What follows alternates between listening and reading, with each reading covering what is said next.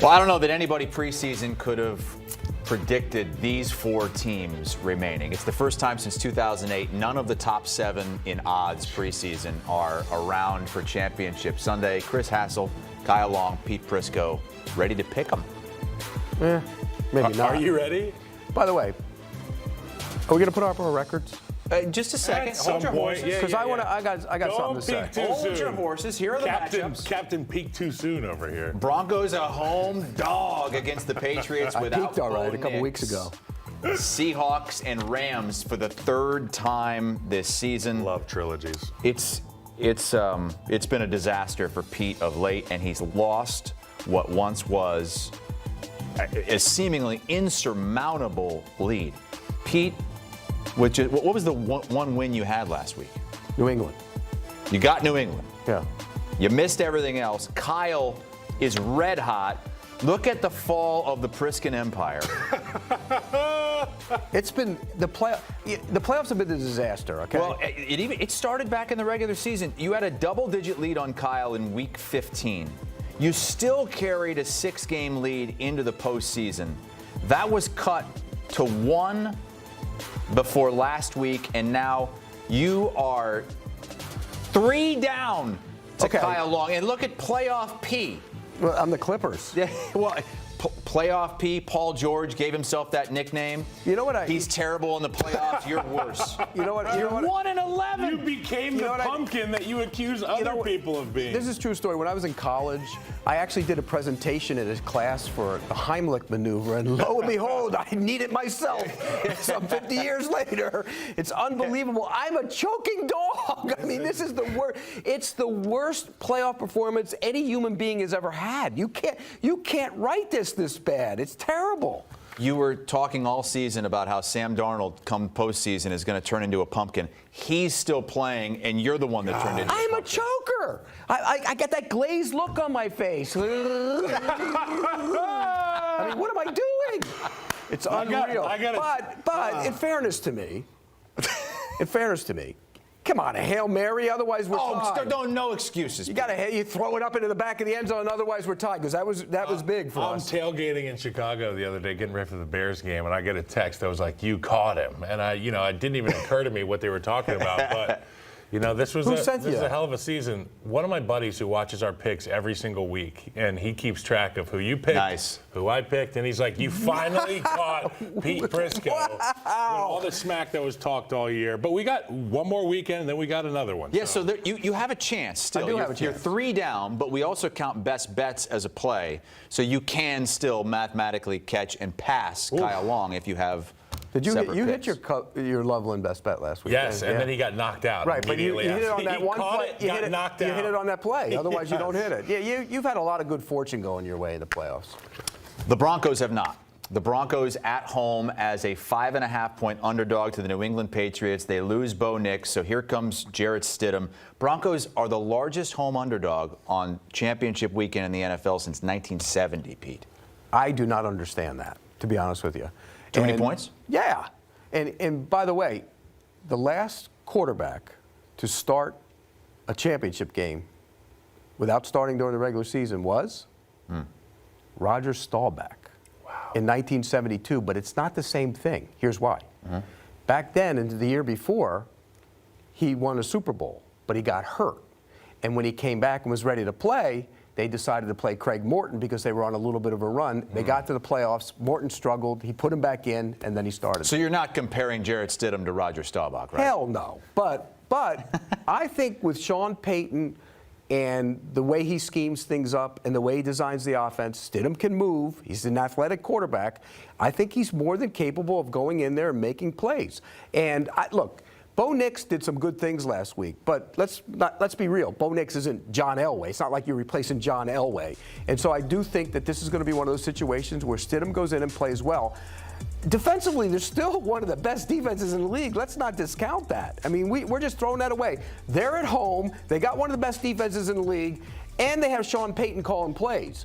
and one of the better offensive lines in the league. So when you combine all that together, I don't understand this line at all. Yeah, it feels like the ultimate spot for a team to win with a guy that you can win with and not because of, right? And that's the position Stidham's in. And I'm not going to let you sit here and trash talk my guy Bo Nix, okay? I didn't trash talk him. Man of many universities. He's not John Elway. Finished as an Oregon Duck. I got to stand my ground on this. I picked them to go to the Super Bowl before he got hurt. This football team, to your point, they dominate both lines of scrimmage. They have winners on the outside of the defensive front and on the inside of the defensive front. The matchup does not bode well for my guy Will Campbell over there at left tackle, who's been playing injured. He came back from injury early as a rookie to play. And in these playoffs, he's been in deep water. And as you know, different depths, different sharks. And when you get into the playoffs, there are no breaks. So Will Campbell, I tip my cap to him playing hurt, but that matchup's not going to be very good. I really like the Denver Broncos here to cover this number. 5.5's a lot. Home team with those great dominant lines of scrimmage. Keep him in it. The only difference is you said Stidham can move. I don't think he can move like Bo Nix. No, but he can move though. He was once one of the best, most athletic quarterbacks in the country coming out of school. If you want to wear these teams out, run their ass to the sideline, run their ass to the other sideline. Make them cover every inch of that field at Mile High because, as you know, oxygen is a luxury there. And when you're running like that the whole day, it takes the edge off the pass rush. So you copied my paper. See, he's going to say he's going to block you. Yeah, you're going to block me. I got the Patriots winning the football game. I think obviously the quarterback Drake May on the other side is the better guy. He's shown that to me. He hasn't been perfect in the playoffs, but I think I know who's going to show up. I got the Broncos sticking around. Their football team is really good. By the way, first road playoff game for Drake May. I mean, that matters. And in that environment, that environment is tough. I'm taking the 5.5. You want to give it to me? But I think the Broncos win the game outright. Wow. I do. I think the Broncos May has been sacked 5+ times in both playoff games. Yeah, he's been brutalized. How many times? I mean, the Broncos are the best. He's fumbled a bunch, too. Let's not forget that. This is the best pass rush team that we've seen in a while in the NFL. How many times do you think they could get to him this weekend? They get to him 2 or 3, 4 times. I think there's no question. And when you get to him on one of those and you turn the ball over, that's a big play. We saw that last week when they played the Buffalo Bills. We've heard a lot of people say, it's been done before. These backup quarterbacks, they've led their teams to championships. I mean, we can remember Nick Foles because that greatest accident that in the was less than 10 years in the ago. NFL. But I'd like to know from you. Kyle and I don't remember necessarily, Doug Williams going in there or Jeff Hostetler. Is this at all similar to some of those other guys? They went in earlier. I mean, it was different, and now. Like some guys went in, came off the bench and won playoff games and hadn't started. That's happened before. But to go in, like Jeff Hostetler was playing because Sims was hurt and he had played. Then you got other guys that have played. Those guys, when you saw Foles went in, he had went in because Wentz got hurt earlier. So it wasn't like they were making their first start. No, this is entirely different. This is amazing because even the Roger Staubach situation wasn't the same. This is something we've never seen before. A guy going in to hadn't started all year to start as a quarterback who's never been considered a real starter because Roger Staubach was a starter. I mean, the year before he took them to the Super Bowl. He just was hurt. Yeah. So this is entirely different. This guy, Jarrett Stidham, has the unique X factor and benefit of being coached by Sean Payton. He also has the benefit of being around a young guy like Bo Nix, who's been coached like nobody's business. You and I both know Sean Payton is in that guy's skull every single day. Well, who's right next to him is Jarrett Stidham. I expect that confidence to be transferred to him. I don't expect a massive letdown in production at the quarterback position. Obviously, the scales tip even further to the Patriots in the quarterback conversation, but Sean Payton will have his guy ready to go, and there's no doubt in my mind. Knowing Sean Payton the way I know him, this is the ultimate I'm Sean Payton game. Yes. And the reason I say that is he's not going to go out there and protect his young quarterback. He's going to go out there and let him rip it. Mm-hmm. And if he rips it and he plays well, what do you say? You say, well, look what Sean Payton did for Jarrett Stidham. If he rips it and he doesn't play well, you say, oh, well, that's Jarrett Stidham. We had a tough spot. Yeah, that's who he is. Tough spot. That's who he is. So I think they're going to go throw it around. And I know, look, there's places to attack that Patriots defense. Marcus Jones, you can attack him. I know he had an interception last week, but I think you can attack him on the inside. I think Sean Payton will scheme up things and allow him to be a quarterback. If you go into a game like this, remember, you go back to the Super Bowl with Philadelphia with Nick Foles, They allowed him to be a quarterback. He threw it around. He outdueled Tom Brady. It was one of the greatest performances in a big stage we'll ever see because they allowed him to do that. I think Sean Payton's going to allow his quarterback to be his quarterback and throw it around. He's not going to protect him. So you guys don't think Sean Payton's really going to change anything with that offense with Sam Ehlinger in there, not Sam Ehlinger, Jarrett Stidham in there instead of Bo Nix? Well, you might not put in as many run game concepts like you said. He doesn't move like Bo Nix, and Bo Nix runs read option. He can pull it. And I don't think Stidham's going to be doing a lot of that. The boot game. The boot game is going to be still there. I think that'll still be there. Every quarterback should be able to run boot game. Yes, and if absolutely. You can't, get out. And actually, I do think that Sean Payton is going to allow him to be free and loose. Mm-hmm. And if I'm smart, then and I think I am when it comes to these guys. I think I have a pretty good gauge on him. I know what he's going to. I think he's going to let him loose. Let's put it that way. Let him loose. It's a good position to be in, is it not? If Denver Broncos, you're at home, and nobody's expecting you to win now that Bo Nix is out of this game. Jarrett Stidham just walked into the casino. They handed him $100,000 in chips, and they said, "Go put it on whatever color you want." By the way, he's one of the highest-paid backup quarterbacks in the league. They pay him a lot of money. They love him. Sean Payton loves him. And this is a guy the Patriots drafted back in 2019. 2019. He's no spring chicken. This guy's been around the block. Yeah, all right. Well, wasn't he the quarterback at Auburn right before Bo Nix was? Yes. So on Bo Nix's visit, Jarrett Stidham was the guy who was hosting him. Amazing. Small football world. Both these guys are on the Denver Broncos to cover the points. Pete says Patriots are going to win. Broncos sprinkle. are going to cover. Don't kill me, okay, Patriots. All right. Hey, are you guys on the road again this week? Yeah, on the road, going to Denver, the Mile High City. We'll be there. Swapped in Logan Ryan there. Did you get the gang together for that pick, or was that photoshopped in there? Photoshopped. Because that's why his head's in the whole picture. They photoshopped that in too. Sunday at 11 a.m. Eastern Time, the NFL Today Plus, leading you into the NFL Today, which Kyle will be on as well. And then we've got the game at 3 Eastern Time. All right. Up next, we head to the NFC and the rubber match between the Rams and Seahawks. If it's anything like the first two, it's going to be great. All right, let's pick the NFC Championship game. One game won by 1 point, the other game won by 2 points. This is the rubber match, and the spread is 2.5. It is in Seattle, where the Seahawks have never lost a playoff game at Lumen Field. That's amazing. It really is. To a team not named the Rams. They're 12-0 against everybody else, 0-2 against the Rams. 0-2. Well, look, when you look at this Seattle team, what I saw last week was a feeding frenzy. Yeah. I mean, it was incredible. I love what they do on defense. And, early in the season, somebody in Jacksonville told me, they said, look, when they played them, they said, this might be the best team in the league. And I said, come on. They got Sam Darnold. They said, well, that's not why. It's because the other side of the ball. And the other side of the ball is violent, nasty, and attacks from all angles. And when they tackle you, they put you on the ground. And I am so impressed with this defense. Look, I'll be the first to admit, I haven't bought in all year to Seattle. I'm buying in now.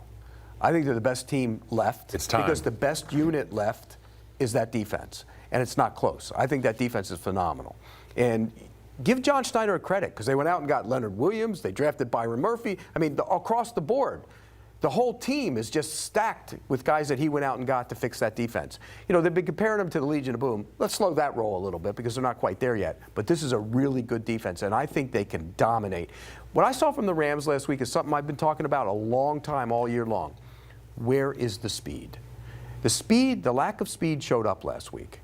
And the Bears, who haven't been great in coverage, actually covered their receivers last week and did a nice job with it. And Stafford was a little off, too. And Stafford was, because he didn't have his guys getting open. And I think when you look at that from that standpoint, two things worry me about the Rams all year. The lack of speed on offense and the fact that they're not great covering people on the back end. And I think a little bit of both of those things showed up. Their pass rush hasn't been as good either. I don't think it's been as dominant. And so I think this is an opportunity for Seattle to win with their defense. And I think Sam Darnold will make enough plays, but they might not need him to. What did he throw for last week? 120 yards? And they scored 41 points. So the bottom line is I think the defense is so good, I think they're going to be able to limit what the Rams did. And the last time they didn't, remember, they did not play very well in that game. The one thing that I remember watching this Rams team playing the Bears last week is that their front four in the run game played an inspired brand of football. And I mean, on the road, in those tough conditions, I got to tip my cap to the Los Angeles Rams. And to your point about Dennis Allen kind of putting the bottle top on this offense for Sean McVay's Rams, it was obvious to me. And even after the game, he was like, "You kicked our ass." That's what he said to Dennis Allen. If you don't think that Seahawks, staff is diagramming every single thing, the answers to the test are there. Find a way to repeat that with better players. That's what the Seahawks have. So I expect the Seahawks to handle business. I am heavily on the Seahawks this weekend. They got to start the game fast like they did this past week. Nothing better than watching that kickoff return for a touchdown. I thought the damn stadium was just going to actually fall apart. They were screaming so loud. It scares me a little bit because Sean McVay is so good.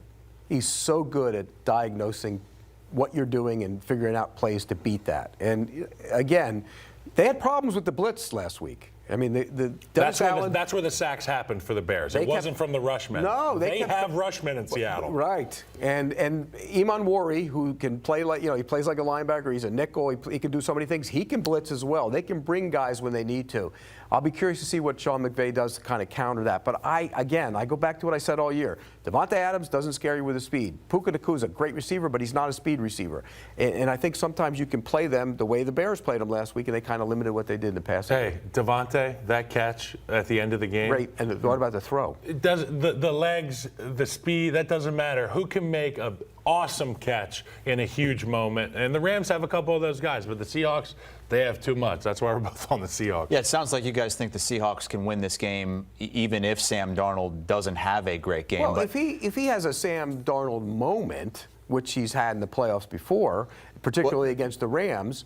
This is the Rams team that sacked him 9 times last year when he was with the Vikings, and he's turned it over against this side. If you're Seattle, do you try to protect against that? Well, you want to run the ball. You want to run the ball, and they've run the ball. It's all well. Kenneth Walker now. Charbonnet's out. Because Zach Charbonnet's gone. But they've run the ball the last month of the season really well, and that's been a big part of the transformation of the offense and taking the pressure off. Remember, early in the season, he was throwing the ball all over the place, hitting those big shots down the field. Well, they've got back to what they want to be. Mike McDonald wants to run the ball and play really good defense, and now he's been running the ball, and he's limiting what Sam Darnold has to do. If this gets to a shootout and Sam Darnold has to go throw for throw with Matt Stafford, they're not winning that game. Remember, people talk about, they came back, but how'd they come back in those games? When they come back, they came back with a punt return and a reverse to Shaheed. I mean, the bottom line is, I don't think they can win if he has to throw for throw with Matt Stafford. They got to stand up and go punch for punch, yeah. But I think the one thing that Sam Darnold has that Matt Stafford just flat out does not have is a complete defense and home field advantage. They've got the 12s with them. It's going to be insane. It's going to be an insane hill for this Rams offense to climb. And I trust the Seahawks team right now more than anybody in the league. Let's put it this way, the best front four is theirs. And I don't think it's particularly close. They come in waves at you, and they're really big and tough and physical, and they get after it. How did we not see this from Seattle going into the season? I mean, as we mentioned, the top 7 teams in odds are all out. Here's the issue that I had with Seattle coming into the season. Sam Darnold was unproven. The guys in Clint Kubiak's offense historically have been burners. Downtown Julie Brown. I mean, I'm talking run Louisiana style Bayou. And then they get Cooper Kupp. Jackson Smith-Njigba becomes a guy that none of us really saw. I didn't see Jackson Smith-Njigba taking the top off the league like this. This is Clint Kubiak's genius. This is Sam Darnold's maturation as a quarterback and becoming the guy that isn't a pumpkin anymore. He's just a good quarterback now.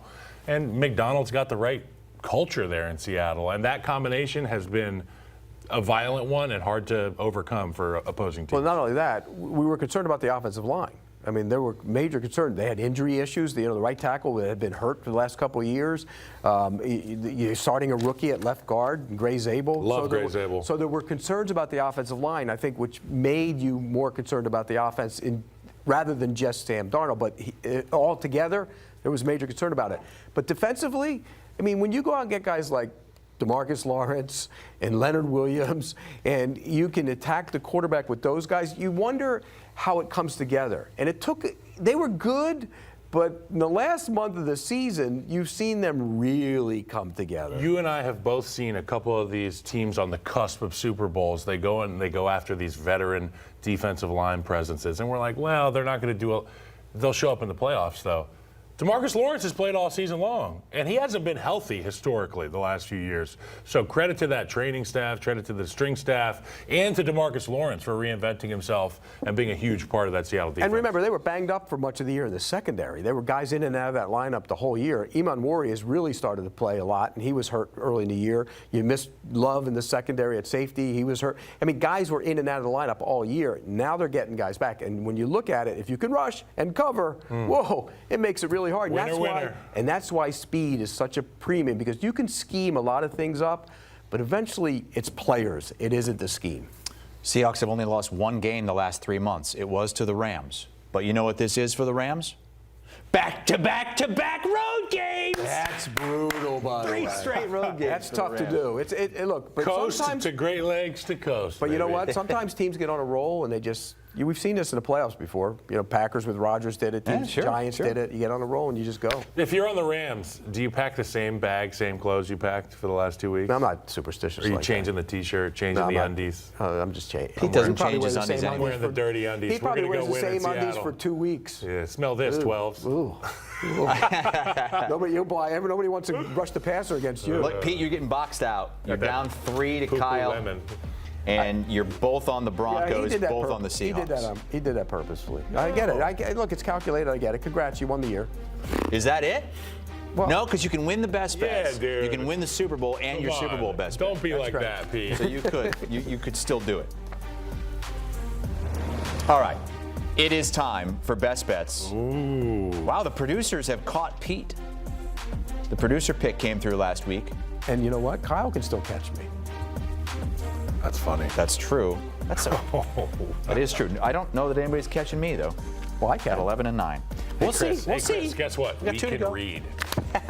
All right, Pete, lead us off. bragging. Lead us off so Kyle can copy your best bet. Yeah, exactly. Totally box you out. Paper. since you saw him in Jack's computer Let's before go. Let's go. I'm taking the Broncos.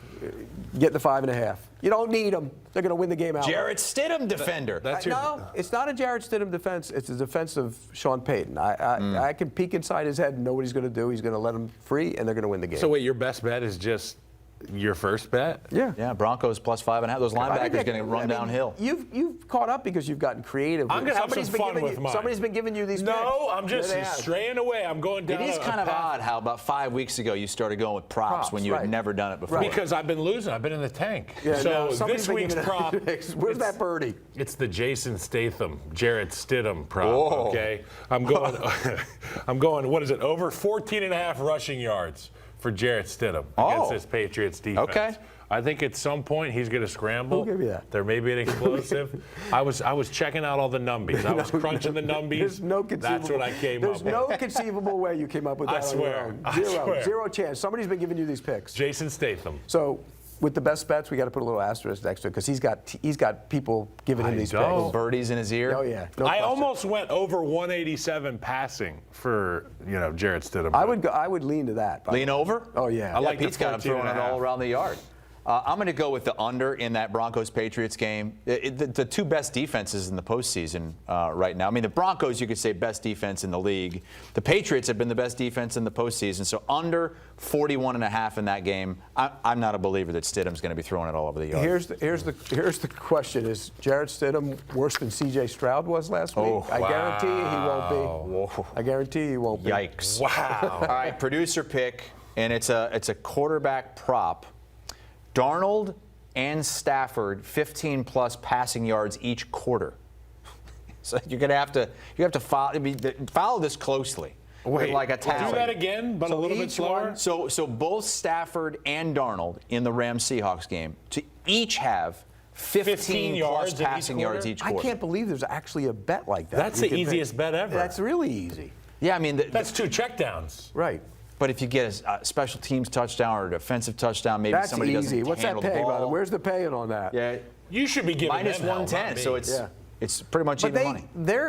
look, I give them an A for creativity and finding producers? these. Yeah, they've Yeah. done a great job with it. What would you give Kyle? Well, he's not getting his. Somebody's giving him that. I swear they're not. There's no way. I just learned the guy's name's not Jason Statham. You kind of look a little like Jason Statham. You're our Jason Statham. Stop. So you can act the same in every movie. Oh, that's funny. That's Best funny. bets for Championship Sunday in the NFL. Again, we've got the AFC Championship game at 3 Eastern on CBS